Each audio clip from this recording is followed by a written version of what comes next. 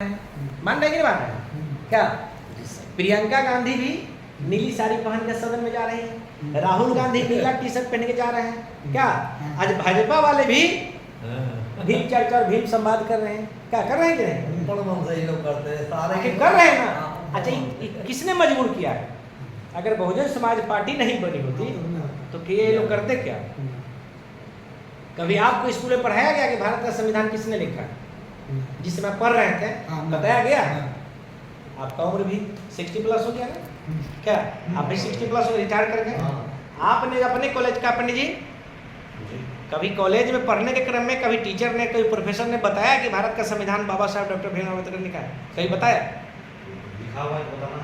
नहीं ना, जिस समय पढ़ रहे थे तो बताया, अब चर्चा हो रही है, अब कह रहा है ना। लेकिन स्टार्टिंग में कोई बता रहा था कि अम्बेडकर साहब भारत का संविधान लिखे, तो किसके द्वारा हो रही है?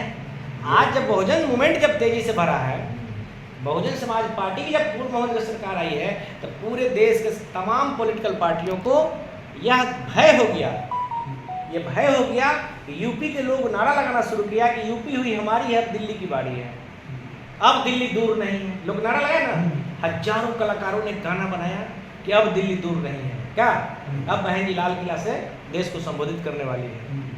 तो कांग्रेस बीजेपी जानबूझ करके जब 2007 से जब 2012 तक हमारी फुल मोदी की सरकार हुई रही, तो 2012 में कांग्रेस और बीजेपी ने राजनीतिक आत्महत्या किया।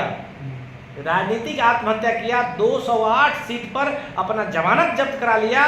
लेकिन बहुजन समाज पार्टी बहन जी को रोकने के लिए, बहुजन समाज पार्टी को रोकने के लिए उसको मालूम था कि अगर 12 में बहन जी रिपीट हो गई, अगर 12 में पुनः सत्ता में आ गई, तो 12 के बाद 14 में लोकसभा का चुनाव होना है। जब लोकसभा का चुनाव होगा तो जब उत्तर प्रदेश में जिसकी सरकारें होगी उसका पार्लियामेंट का सीट बढ़ जाएगा, ऑटोमेटिक ज़्यादा हो जाएगा। तो बहन मायावती प्रधानमंत्री के प्रबल दावेदार हो जाएगी। इसलिए बहन जी प्रधानमंत्री नहीं बन जाए, अम्बेडकरवाद देश में न तेजी से बढ़ जाए, इसके लिए कांग्रेस और बीजेपी ने दोनों ने आपसी समझौता करके बहन मायावती जी को रोकने के लिए, बहुजन समाज पार्टी को रोकने के लिए, अम्बेडकरवाद को कमजोर करने के लिए अखिलेश को सत्ता सौंपा। इसलिए सौंपा कि अखिलेश को किसी भी समय निपटा देंगे। अखिलेश के पास कोई विचारधारा नहीं, क्या उसको जब चाहेंगे तब उसको उठा के फेंक देंगे।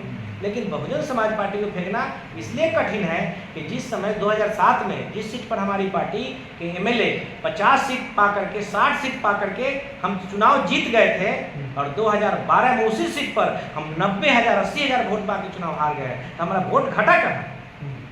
हम घटे नहीं हैं, हमें रोका गया। हमारा वोट घटा नहीं है।